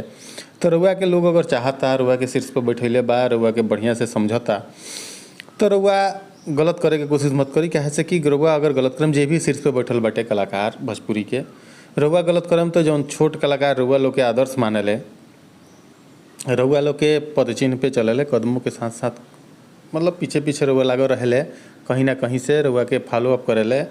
तो अगर रउआ गलत करें तो उससे दू कदम आगे कहे से कि फुहरता तो हर जगह भरल बाटे, ओकरा के धीरे धीरे खत्म करे के हमनी कोशिश कल जाओ, ना कि बढ़ावे की कोशिश कल जाओ। तो रउआ अगर छोटा मोटा गलती करें तो वो से 10 गुना ज़्यादा आगे बढ़ के गलती करी है। तो रउआ अगर वो लायक पहुँच गई बनी, वो जगह पे पहुँच गई बनी, वो लायक हो गई बनी कि रउआ पद चिन्ह पे लोग चले खातिर तैयार बाटे, रउआ के बड़ी प्यार देता, रउआ के बड़ी लोग समझता, रउआ के सुनता। तो रउआ हरदम निवेदन रही कि हरदम सारा शीर्ष पर बैठा कलाकार लो हरदम बढ़िया गीत गाओ, बढ़िया चीज़ सुनाओ, बढ़िया चीज़ परसो, बढ़िया चीज़ फिल्माओ। फिल्मावे के यही से कहें कि गाना तो साफ सुथरा हो रहता है कुछ लोग के, लेकिन देखे कि ये मिलता कि जौन ऊपर फिल्मावल जाता है, जैसे गाना बनावल जाता है, तो वो थोड़ा सा फुअर हो जाता है। वहू पे थोड़ा सा ध्यान देला के जरूरत बटे। ओहू में जौन बाटे कि वो प्रस्तुत करे के जौन फिल्मावे के तरीका बाटे ओकरा के चेंज कल जाई, ओकरा के बढ़िया से अगर कल जाई तो ओकरो के लोग बड़ी प्यार दुलार दी, ओहू पर कुछ इफेक्ट पड़ी। तो विकास सिंह जी और दूसरा जैसे पवन सिंह जी के बात भइल कि लाल घंघरा ट्रेंडिंग नंबर 4 पे बाटे। खेसारी जी के भी एगो गाना आइल वो बढ़िया बाजता, बढ़िया लोग सुनता, प्यार दुलार देता, वहू पे प्यार दुलार के असर झलकता। तो तीसरा नंबर पे हम बात करें कि अभी रितेश पांडे जी के कोनो ऐसा का गाना जौन की थोड़ा सा मार्केट में चलत होके। जी अभी तो मतलब कौन लोकगीत उनकर नया नहीं है, लेकिन देवी गीत जौन आई रही था काफ़ी बढ़िया देवी गीत ला। जैसे गाना ना उनकर विश्वास कर तू मैया पे, जिसे सुनला पर इतना भक्तिमय गाना वो लागता और मतलब बड़ा दिल के सुकून मिलता है वो गाना सुन के। रितेश पांडे जी के से भी हमने के विनती कैले नहीं है कि अच्छा गीत गावे के जौन वहाँ के सुननी है बात के, और काफ़ी अच्छा भक्तिमय देवी गीत देनी है। रितेश पांडे तो बहुत एगो अच्छा कलाकार कहीं, खास करके एगो जुआ वर्ग में जौन उनकर पहचान बा, खास करके सैड सॉन्ग में। आज भी जो उनकर सैड सॉन्ग बाटे मतलब दिल में सुनला पैसा लगेला कि हाँ भाई गाना बाई। रितेश पांडे जी तो बहुत क्लासिकल सिंगर है और पढ़ल लिखल सिंगर है। रितेश पांडे जी के का बात कल जाए, वहाँ के तो एल्बम दुनिया के बदशाह अइले हैं। और देखल जाओ तो पवन सिंह और खेसारी जी के बाद और केहू के नंबर आवेला तो रितेश पांडे के आवेला, ओकरा बादे केहू के आवेला। रितेश पांडे जी एगो भोजपुरी के गायक के साथ साथ एगो बहुत अच्छा एक्टर भी हैं और इंसान भी बहुत अच्छा है। और आवाज़ के तो वहाँ के मतलब माँ सरस्वती के देन में बहुत अच्छा गावे नहीं वहाँ के। और देखिए आवे वाला दिन में भी मतलब बहुत जल्द लोकगीत के भी तैयारी चलता। हमनी के टीम से बात भई रहे वहाँ के, तो बताइनी कि बहुत जल्दी और हमनी के जन मुहिम बा के काफ़ी सराहले बनी वहाँ के। और आवे वाला दिन में मतलब बहुत बड़ा लेवल पर कुछ काम होके वाला बा उनकर। ठीक बा, जैसे अब बात हमने कर लिया कि प्रमोद प्रेमी यादव जी के वहाँ के बड़ी साफ सुथरा छवि के गायक हैं, कभी भी विवाद में ना रहिले और विवाद से मतलब भी ना रखिले। एगो और ट्रेंड चलल बाटे हमनी के भोजपुरी में कि घुमा फिरा के विवाद में रहल, तो उससे बिल्कुल अलग दूर रहे वाला इंसान प्रमोद प्रेमी यादव जी के। तो प्रमोद प्रेमी यादव जी के जौन देवी गीत रहा वो कहाँ तक ले सफल भइल बा और आवे वाला लोकगीत का बा, एह पर चर्चा करे। जी प्रमोद प्रेमी यादव जी का बात कहनी है विवाद वाला हर्ट्स के, तो सबसे उनका में बहुत बड़ा खासियत था। अगर उनका गाना भी केहू अगर चुरा लेवेला, चाहे कोनो भी भोजपुरी के नाम तो हमनी के ना लेम से केहू के, ठीक बा, तो अभी बेचारू लाइव रहे जल्दी उनका लाइव आवल देखें। लाइव वही समय यह लोग कि जब उनका कौन नया गाना आई लोग है वो विवाद में रहते हुए लाइव में नहीं खिया के देख सकत। और हमरा बुझाता है कि अगर ग्राउंड लेवल पर अगर सबसे ज़्यादा और खाँटी भोजपुरी गीत केहू के बाजेला तो प्रमोदे प्रेमी यादव के बाजेला। कुछ अलग करे के प्रयास करेला, कुछ खाँटी भोजपुरी भाषा से जन बा उससे लगाव जे रखेला वो टाइप के गाना देवेला। और देवी गीत तो उनकर बहुत अच्छा देवी गीत आई मतलब बुझे कि बहुत साल बाद देवी गीत के पचड़ा गौल ना, तो हर साल तो मतलब वो भी रास्ता भटकत कुछ साल से पहले भी तो गावत ला बहुत अच्छा देवी गीत जो लोग सुनत ला, आज भी लोग सुनेला देवी गीत के पसंद करेला। लेकिन अब की भी जो उनकर देवी गीत आई रहा मतलब काफ़ी हट के उनकर देवी गीत आई रहा। बहुत सारा कलाकार अब की देवी गीत मतलब बहुत अच्छा गौल रहा, इसमें इनका नहीं कल जा सकत। और प्रमोद प्रेमी यादव जी के तो बहुत अच्छा पहचान बा। और देखिए लोकगीत के भी वहाँ तैयारी हो रहा बा, बातचीत भर रहा वहाँ से, तो लोकगीत बहुत अच्छा लोकगीत की तैयारी चलता अश्लीलता से हट के और कुछ अलग करे के प्रयास में बने। अभी तक मन तक फिल्म के शूटिंग चलता रहूँगा, तो शूटिंग खत्म भैला के बाद लोकगीत के तैयारी चलता और छठ गीत भी आवेला बा उनकर। तो बात भइल तो बतैले कि छठ गीत भी बहुत अच्छा गवावेला बा, काफ़ी मतलब पारिवारिक छठ गीत और मतलब पारंपरिक जो छठ गीत हमने सुनने के मिलता पहले वो टाइप के छठ गीत भी उनकर आवेला बा। अब बात कही जाए, अभी कुछ दिन पहले विवाद में रहनी है राकेश मिश्रा जी। तो राकेश मिश्रा जी के एगो गाना बड़ा हर पंडाल हर चौचौराहा पे बाजल हटे।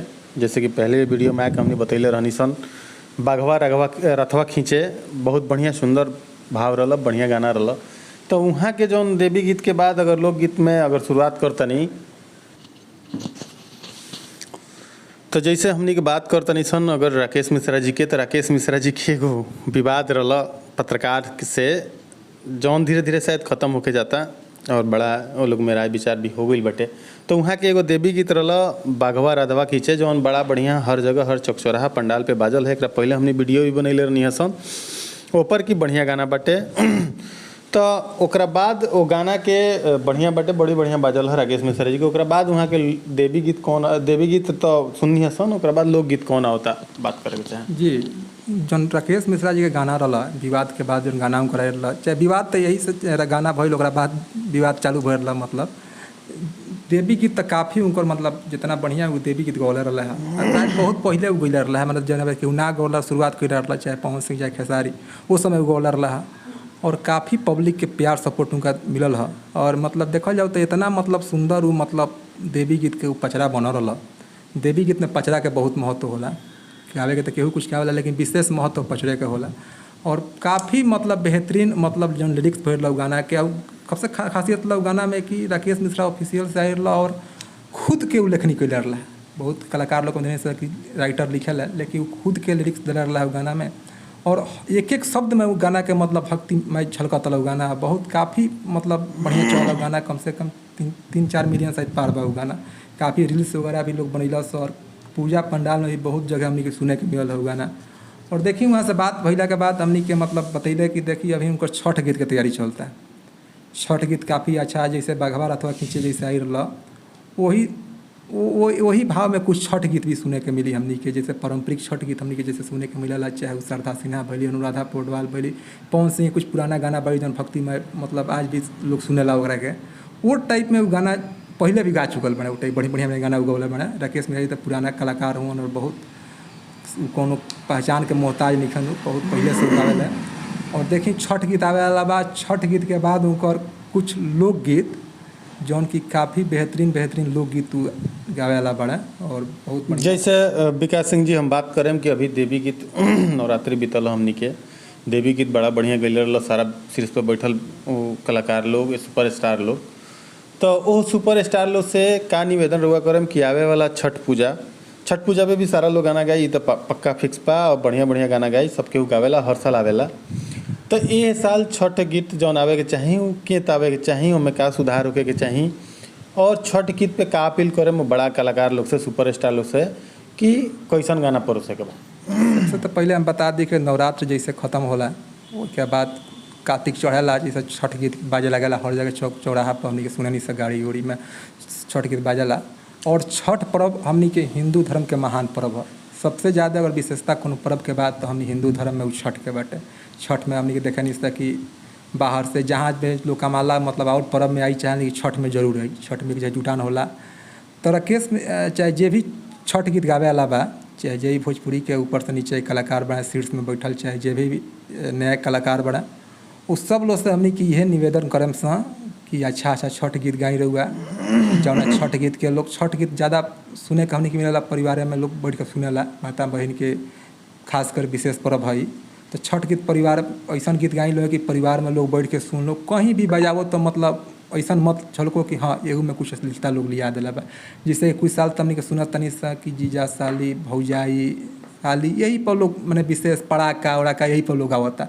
लेकिन जैसे हमनी के हम तो ये चाहें कि जैसे नवरात्र में रुआ सब सुधार कैनी है वैसे छठ गीत में भी अच्छा गीत गाई कि मतलब कुछ मतलब भोजपुरी सुने वाला अपने आप के गौरव महसूस करो कि हाँ भाई भोजपुरी में भी अब सुधार हो रहा बा।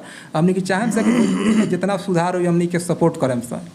जैसे हमनी के देवी गीत में हमनी के आए नहीं है सब वीडियो बनैनी है जे भी अच्छा गीत गौल चाहे जे अश्लील तनी सा झलका दिला हमनी के विरोध करनी है सर। तो हमनी के जे भी अच्छा गीत छठ में गाई छठ के बाद तो हमनी के विशेष अभियान चलाएम सब भोजपुरी के अश्लीलते पकाई। छठ के बाद लोग शुरुआत कर दिला ज़्यादा लोकगीत के तो अभी तो छठ आवे वाला बा। तो छठ गीत में यह अपील करें से कि रुआ अच्छा गीत गाई सपोर्ट हमनी करें सर कि एगो करी चाहे कि हमनी हर वीडियो में आगे सपोर्ट करें चाहे कोई भी कलाकार भोजपुरी कहे ना होकर हमनी के सपोर्ट करें सब। बस रुआ पारिवारिक गीत गाई छठ में और पारंपरिक गीत गाई। छठ में ज़्यादा पारंपरिक गीत के महत्व रहा ऐसा कुछ मत गाई कि जना कहीं छठ घाट पर आदमी बजा मत सको। जैसे कुछ गाना आपकी रही है नवरात्र में जौन कहीं बाज ना पैलो जना हमनी के विरोध भी कैले नहीं है और हमनी काफ़ी सफलता मिलल है। तो ऐसा गीत गाई कि छठ घाट पर कहीं भी बाजो तो मतलब अपने आप के माने अपना भोजपुरी पर गर्व हो कि हाँ भाई भोजपुरी में कुछ ऐसा गीत बनल बा जौन हमनी के सुनतनी से और अच्छा लागत है। बिल्कुल, जैसे कि विकास सिंह जी कहनी है कि आवे वाला छठ में भी सारा वो शीर्ष पर बैठल कलाकार सुपरस्टार होखस, चाहे छोट कलाकार होखस, चाहे नया कलाकार होखस। छठ पूजा एगो आस्था के बहुत बड़ा पूजा हटे। बड़ी बढ़िया से लोग धूमधाम से खासकर बिहार और यूपी में मनावल जाला, बड़ी हर्षोल्लास के साथ मनावल जाला। तो एह से निवेदन रही सारा उ लोग से जे भोजपुरी में गाना गावे वाला लोग बाटे कि साफ सुथरा जे हेता एह नवरात्रि में रउआ लोग गाना परोसनी हो वहीं ता काहे से कि अब की पारी नवरात्रि में गाना परोसला से ही फायदा भइल ह कि लोग के एगो रउआ लोग से जुड़ाव और आस्था से जुड़ाव भइल ह, धर्म से जुड़ाव भइल ह। ओमे कुछ झलकत रहल कि ना ई गाना अगर सुनल जाता, अगर केहू भी नया आदमी सुनता, नया छोट उम्र के बच्चा सुनता रसन, चाहे घर परिवार के लोग सुनता, तो ऊ कहीं ना कहीं से धर्म के तरफ जुड़ता, ओमे कुछ झलकत रहल। वहीं ता अगर वो स्थान रउआ लोग के प्राप्त हो गइल बा कि रउआ लोग के लोग सुनता, बड़ा बढ़िया से समझता, रउआ लोग बात के रउआ लोग के बात के मानता। जैसे कि पुनः एक बार रउआ लोग के बता दी कि जौन ई छठ पर्व ह ये आस्था से जुड़ल एगो विशेष पर्व ह बिहार, यूपी, झारखंड खातिर। तो जैसे कि रउआ लोग शीर्ष पे बैठल बानी, रउआ लोग के नवरात्रि में भी बड़ा बढ़िया से लोग सुनल ह, ओसे जुड़ल ह, पूजा पाठ बढ़िया से भइल हटे, रउआ लोग के गाना भी सुनल ह, बड़ा बढ़िया बाजल ह। वहीं ता रउआ अगर शीर्ष पे बैठल बानी तो छठ पूजा में भी कुछ सुंदर ओसे लागल, ओसे जुड़ल, ना कि पड़ाखा पटाखा भौजी साली जीजा पे ही गाना बनेला के जरूरत नहीं है। गाना वो आस्था से जुड़ल गाना होके के चाही, वो कड़ी से कड़ी जुड़ल होके के चाही। छठ के गाना गावत हैं तो छठ के कड़ी से कड़ी जुड़ल होके के चाही, ताकि एगो अलग चार चांद लाग सके रउआ गाना में, आकर रउआ गाना के चलते चलते वो त्यौहार में। जैसे हमनी के देखे निसन कि स्कूल अगर बाटे, स्कूल में टीचर अगर बाड़न, टीचर जौना हिसाब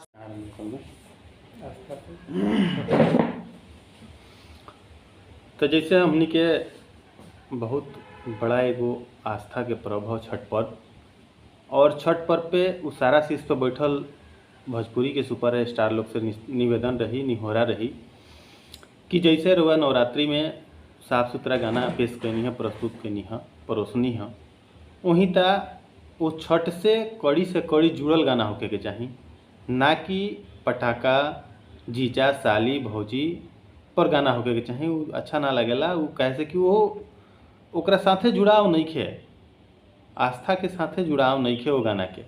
वो गाना एगो मात्र मनोरंजन के साधन हो सकता, लेकिन वो आस्था से जुड़ल नहीं खे हो सकत। उ गाना कबो गाना अगर छठ के गावतनी तो छठ के उ प्रत्येक कड़ी के साथे जुड़ल होके के चाही, जौन बड़ा सुंदर लगी, वो पर्व में चार चांद लगावे के काम करी, ना कि एगो मनोरंजन के साधन बन के रह जाए।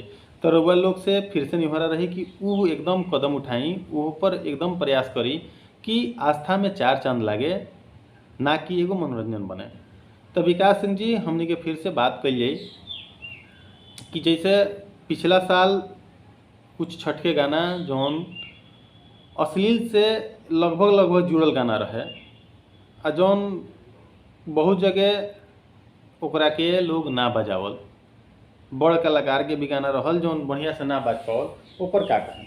देखिए छठ पर्व जौन हमनी के बहुत माने हिंदू धर्म के बहुत आस्था के पर्व है। एमे गीत संगीत के बड़ा महत्व, कहीं भी हमने देखा नहीं। छठ गीत में जब मतलब छठ जब निरा जाला, कार्तिक चढ़ते मतलब हर घर में रोड पर मतलब घर में कहीं भी हमने सुने के मिले लगल छठ गीत। तो छठ गीत जो ऐसा गीत था कि मतलब गीत के सुनाई देते ही कान में जब गूंज उठेला, सुनाई देला हमनी के, तब बुझा जाला कि हाँ छठ के शुरुआत हो गई बा, कार्तिक चढ़ गई बा। आ एमे अगर बढ़िया गीत बनी तब लागी कि हाँ वो त्यौहार में भी चार चांद लग जाए। बढ़िया गीत बनी तब बढ़िया बाजी, बढ़िया परिवार में चली, बढ़िया गाना रोड पर चली, चाहे जौने टैक्सी में चाहे गाड़ी में लोग बजावेला ट्रैक्टर पर, तो ऐसे लगेला कि हाँ भाई छठ आ गई बा। चाहे अगर छठे घाट पर अगर बजावे के होके तो बढ़िया गाना अगर बाजता तो कितना बढ़िया माहौल वहाँ के लगेला। बुझाला कि हाँ कोनो हमनी के हिंदू धर्म में पर्व होता। आ हिंदू धर्म के हमनी के सबसे बड़ा पर्व होता। तो हम जितना भी मतलब भोजपुरी के कलाकार बड़ा, चाहे वो शीर्ष के कलाकार होकर, चाहे वो नया कलाकार होकर, तो रउआ सब व्यूज के चक्कर में मत जाए। व्यूज तो रउआ लोकगीत में उठाते बानी, तो ये में व्यूज के चक्कर में जाएम तो रउआ रास्ता से भटक जाए। व्यूज के चक्कर में मत जाए। अच्छा गीत अगर गायम तो पब्लिक ओकरा के रउआ के अपना दिल में बसा के रखी रउआ के, कबो रउआ के गिरे ना दी। अच्छा गीत सुनाई रउआ, जे भी कलाकार बा, जे भोजपुरी के जे अपन रिकॉर्डिंग भी, कुछ लोग तो रिकॉर्डिंग भी अपन चालू कर दिला बा, कुछ लोग धीरे धीरे आहू लागल बा गाना। तो सब कलाकार लोग से विशेष हमनी के विनती रही कि छठ पर्व हमनी के हिंदू धर्म के आस्था के बहुत बड़ा पर्व है। आ ये पर्व में मने जे जहाँ से रहेला, चाहे जे जहाँ भी कमाता, यहाँ तक ले ता अगर कंपनी से छुट्टी भी ना मिले तो अपन लोग नौकरी छोड़ के भी चला रहेला। छठ ऐसा पर्व है कि छठ में बड़ा महत्व होला। छठ के छठ हर घर में सुनाला हमनी के, खास करके देखा जाओ तो बिहार यूपी के तो बहुत बड़ा पर्व है। और आजकल तो मतलब देश विदेश में भी पर्व मनावल जाता है। देखा जाए तो पहले ये पर्व हमनी के खास कर यूपी बिहार झारखंड में मनावल जाता है, लेकिन आज तो हमनी के पर्व इतना ना मतलब उथी हो गई बा कि आज हमनी के देखा जाता है कि देश विदेश लंदन कहाँ ये पर्व मनावल जाता है। तो छठ त्यौहार बहुत बड़ा त्यौहार है हमनी के हिंदू धर्म में। जे भी भोजपुरी के कलाकार बाटे उस सब लोग से विशेष निवेदन बा कि अच्छा गीत होके, अच्छा म्यूजिक बने के चाही। आ पारंपरिक गीत रही तो जरूर उ बाजी छठ घाट पर, और बढ़िया गीत गाएम तो जरूर बाजी। जैसे कि विकास सिंह जी हमने की बात कर जाओ कि अभी से कुछ लोग के तो गाना रिकॉर्डिंग होए के तैयारी भी हो चुकल हुई, या चाहे अभी अब चालू हुई।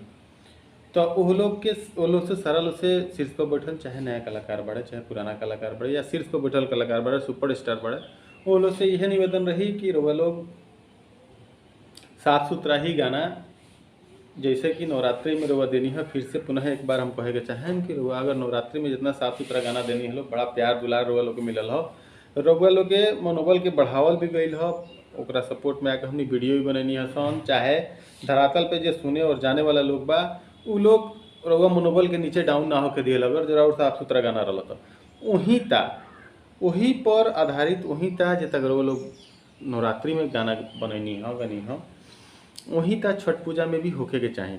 काहे से कि फिर से एक बार हम कहे के चाहें कि वो छठ पूजा के कड़ी से कड़ी मिला के ही गाना होके के चाहें तो बड़ा सुंदर होई, बड़ा वो त्यौहार में चार चांद लागी। ना कि और पिछले साल या ओकरा पिछले साल देखा जाता रहे कि लोग पड़ाका जीजा साली पे ही गाना छठ के भी गईले रहे, तो वो शोभा ना देते रहे कहीं से कहीं तक, वो कड़ी से कड़ी ना मिल रहल, और वो बिल्कुल आस्था के साथे कहीं से कहीं तो कर मेल मिलाप ना रहल। अब की पारी जौन गाना यह उम्मीद करम से हमनी के सारा आदमी कि अब की पारी रोहलो जौन गाना देम वो साफ सुथरा देम, और छठ के जौन पर्व होला ओकरा साथे और रोहलो के गाना के मेल मिलाप हुई, उससे पर्व में फिर से चार चांद लागी।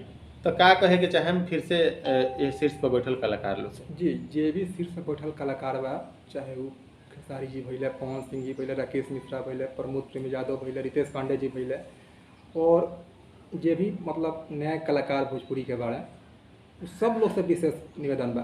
खास करके नया कलाकार लोग से विशेष निवेदन बा। इ लोग के तमन तनी कि थोड़ा इ लोग रास्ता से फटक दलो छठ गीत में, इ लोग ज़्यादा इ लोग के लोकगीत गावे के हैबिट बा। तो हम ये लोग से प्रयास करें कि देखी छठ गीत बढ़िया लिखनी होके चाहिए।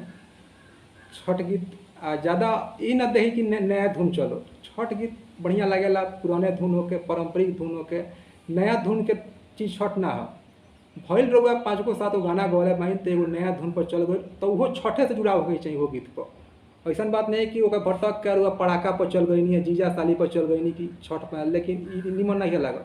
रउआ छठ में ऐसा माहौल बनाई कि एकदम भक्तिमय माहौल हो जाए हमनी के छठ में, और छठ पर्व के शोभा ही बढ़ जाए। सब कलाकार लोग से निवेदन बा कि जे भी कलाकार के रिकॉर्डिंग हो चुकल बा, चाहे जेकर अभी चले वाला बा, ऊपर से नीचे लग जितना भी कलाकार बने, सब लोग से विशेष निवेदन है कि अच्छा गीत गाई, पारंपरिक भजन गाई, जैसे कि पहले हमनी के सुने में मिलेला। आज भी हमनी के छठ चालू होते घर परिवार में सुनाए लगेला वो गीत टीवी पर, मतलब मोबाइल पर, तो वो टाइप के गीत होके चाहिए। जैसे कि शारदा सिन्हा जी अनुराधा पौडवाल जी भैनी, चाहे भी रउआ लोग के भी जौन पुराना गीत आइल बा उ मतलब छठ के माहौल के हिसाब से बहुत अच्छा बा। तो वही टाइप के रउआ सारा गीत गाई जे भी भोजपुरी कलाकार बा। रउआ लोग से बार बार विनती बा, विशेष विनती बा कि हमनी के विनती के स्वीकार करी और अच्छा गीत गाई, अच्छा गीत के हमनी के सपोर्ट करें। तो हमनी के मेन रीजन ये बाटे ये कि अश्लीलता के जहाँ बात हुई वहाँ पुरजोर विरोध हुई, चाहे भोजपुरी के कोई भी कलाकार काहे ना होकर, और अच्छा गीत गाएं तो ओकर विशेष सपोर्ट हुई। जहाँ हमनी के नवरात्रि में कैले रहनी स्थान, तो हम विशेष निवेदन बा कि रुआ अच्छा गीत गाई, बढ़िया गीत गाई कि घर परिवार में बाजे तो एकदम मैंने बुझाए लगे कि हाँ छठ पर्व आ गई बा, छठ के माहौल हो गई बा, अब भक्तिमय गीत हो गई चाहिए एकदम हाटी भोजपुरी। फिर से चलते चलते हम ही कहे के चाहे रोवलो से जी भी हमनी के सुनता कि दिल में तो बात बहुत बा, बहुत कुछ कहे के चाहता नहीं सर हमनी के, लेकिन पार्ट वाइज बारी बारी से वो सारा विषय पर चर्चा करें सुन जवन कि समाज खातिर जे ठीक नहीं के करत, समाज के गंदा करे के चाहता, जे हमनी के समाज के साथे गलत करे के चाहता, ओकरा पर तो चर्चा जरूर हुई, ऊपर पहल भी जरूर हुई, लेकिन पार्ट वाइज समय समय से बिल्कुल हमनी के रोवलो के सामने आवत रहम सन, रोवलो से रूबरू होत रहम सन, कुछ ना कुछ बताओ सुनावत रहम सन, समझत रहम सन। और फिर से पुनः वो सारा शीर्ष प्रदर्शक कलाकार लोग से एक बार निहोरा निवेदन हमनी के पूरा टीम करता कि आवे वाला छठ पर्व में रोवा लोग अश्लील मुक्त ही गाना गावे के कोशिश करी। अगर बढ़िया गाना रहल तो हमनी के अपने चैनल से बिल्कुल रोवा लोग के प्रमोशन करम सन, लोग के बताएम सन, समझाएम सन, बुझाएम सन कि बढ़िया गाना बा, एकरा के मनोबल जेता हमनी के देवी गीत में कैलर नहीं सन, लोग से निहोरा कैलर नहीं सन कि अगर बढ़िया गाना बा तो वो कलाकार के मनोबल डाउन ना होके चाहिए।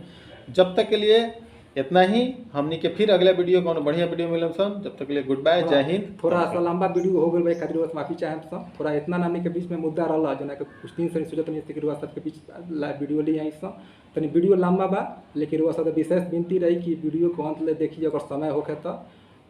इसके साथ रुआ सबसे प्रणाम, नमस्कार, गुड बाय, जय हिंद, नमस्कार।